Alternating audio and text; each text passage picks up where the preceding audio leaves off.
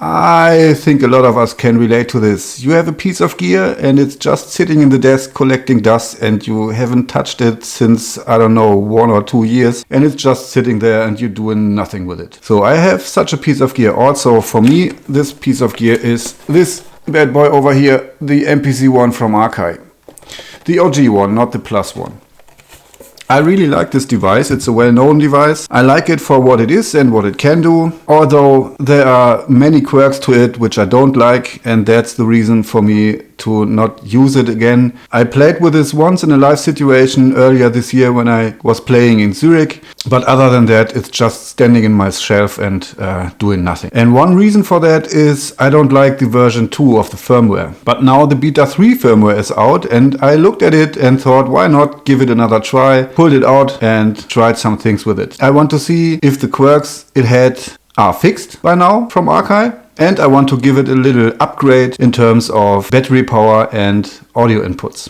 I like the MPC Live because it could be some kind of an octa-track alternative. Because of sampling capabilities, the bigger display, and the MPC platform is some kind of door in a box. I like to work doorless, and the MPC is a door in a box, I know. But it has some benefits. So what I want to do today is I want to upgrade my MPC One to be some kind of octa-track alternative, or maybe act like an MPC Live on steroids or something.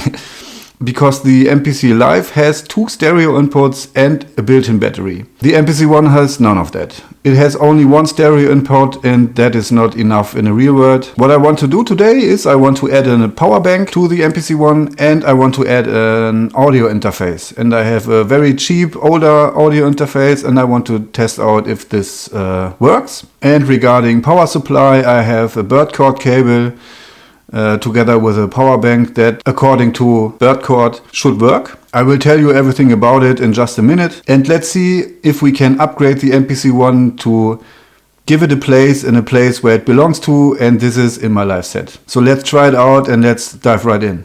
So here we are, MPC One without power plugged in. I purchased this cable, the Birdcord cable, and what you get is this little adapter.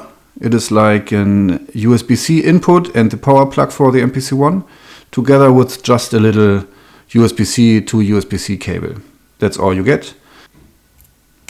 It's cheap, and all you have to do now is put it in a power bank that can handle 65 watts and 2000 milliampere hours. I bought this one from Baseus. This is the one what was mentioned on the SongbirdFX.com website, so the Birdcord website. They mentioned it in a blog entry and I bought exactly the same one. I put you a link to this in the description of the video.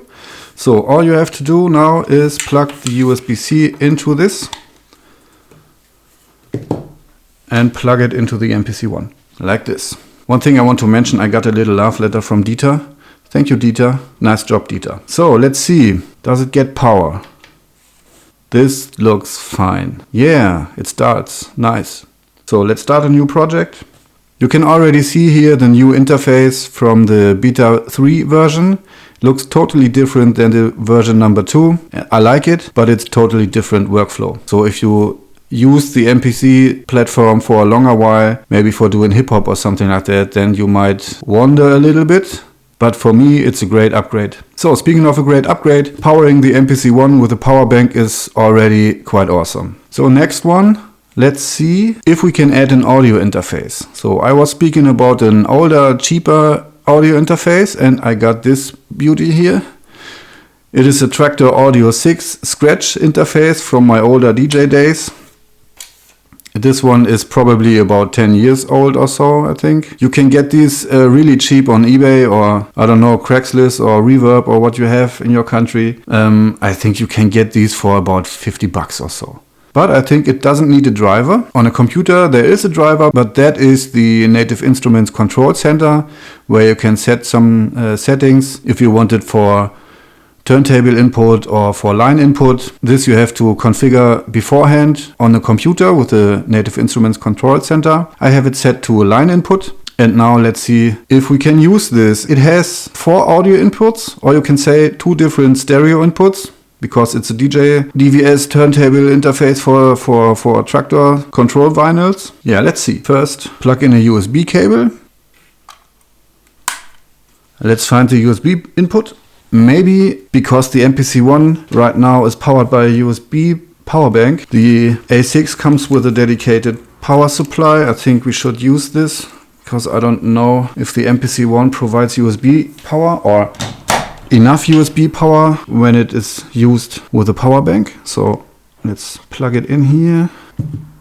Okay, so let's see. USB, you see over here, USB is connected. Everything has to look good on video. So like this. Okay, audio interface is connected. Let's see. If we create a new audio track, then somewhere over here you can select the audio input. I think I should press on input. Input 1 and 2, input 3 and 4. Nice, I think. Let's check it out. If we go on the preferences, menu, preferences, audio device internal, native instruments, tractor, audio 6, add USB, blah, blah, blah. I think this works. That's so awesome. This thing is 10 years old. I haven't used it since I'm not playing as a DJ anymore. You can get this for around $50 and it adds 2 stereo inputs to your MPC One. It has a small form factor. It is native instruments, build quality, made of metal. So next thing we have to do is check if there's audio signal coming in. So let's connect something to it. So one thing I have to mention regarding this specific audio interface, you have to use RCA cables because it's a DJ interface. So let's plug it in here and then plug in some kind of sound generator. Maybe I have this one because it has a battery, the Roland S1. Just plug it in the headphones, switch it on. Hopefully, yeah, it has battery power. Okay, so nice. If I press a button now, there should be some kind of audio signal coming in here. And there is an audio signal. So we cannot hear it because the MPC is not plugged in. Let me quickly do this. So MPC is plugged in. There is an audio signal coming, but we cannot hear it yet. We have to just switch on the monitor on the audio input track on the MPC One, and that is on the newer Beta 3 version. Absolutely easy, accessible. Monitor in. We have a level over here, but I cannot hear something. Maybe, I don't know. So I think it must have something to do with the audio output. So let's check it out. Audio device. Sure. Because the MPC One has detected this as the audio interface, the built-in audio outputs from the MPC no longer work, so we have to connect the audio outputs from the interface. Wow, such a dumb failure, man. So, like this, and like this. There it is. Now we can see the audio over here. No problem. So I think you can use the MPC One mobile, powered with a power bank, upgraded with another audio interface, which costs just $50 and has a great sound quality to it and a nice build quality. That combined with another great feature of the Beta 3 software of the MPC platform is you can just create as much audio tracks as you want. If you had an audio interface with, let's say, 8 different audio inputs, you can just use the MPC One as a mixer. And as a live performance mixer, sampling tool, you have still these X effects over here and all the other great things that the MPC platform offers. I think with this setup and this upgrade, you can absolutely use it in a live situation as a performance mixer, end-of-chain mastering tool and live sampling device. Yeah, I'm a little bit hyped right now. So as I said, you can use the MPC One as Ableton Live in a box. And it costs just the quarter of the price of the Push 3 standalone if you buy this one used. So at this point I want to make these two things stick to the MPC One so that I can just have everything connected and everything in one piece of gear.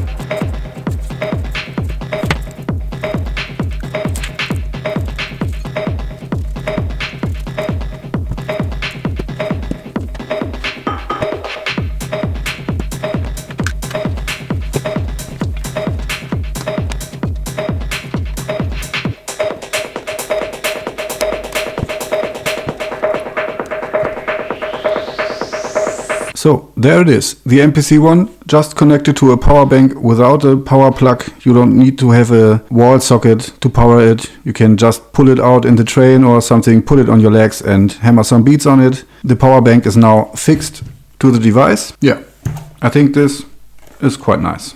I think I cannot stick the audio interface with Velcro to the device because it's too heavy. But what I want to check out now is if it is possible to power this without an extra wall adapter for the audio interface. If the MPC One can deliver enough power while it's used via a power bank. So let's see. Let's check the preferences. Go to audio device, internal. So the audio interface does not have extra power till now, only USB power. And that already looks fine.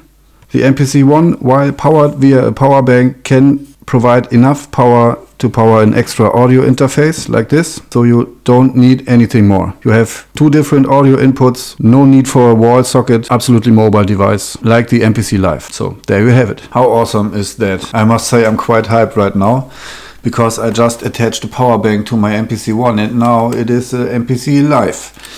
And additionally to that, I hooked up my 10-year-old Traktor Audio 6 DJ interface, which makes that my MPC One has now two different stereo inputs. I think you can use any other audio interface. Maybe you have an interface with 8 audio inputs. Try it out. I think it works without a problem. So that is it for now. Maybe check back next week. Then I will try out the new Beta 3 software and maybe I can use the MPC One as an Octatrack alternative. Next week I also want to try out if they fixed some issues and bugs the version 2 has. And I want to hook up a MIDI controller. I have the Launch Control XL over there. And I think that all together could be a really nice addition to my live set. So right now we're already in December, so enjoy the pre-Christmas time and I hope to see you again next week. Thanks that you've been here and I hope to see you next time. Take care. Bye.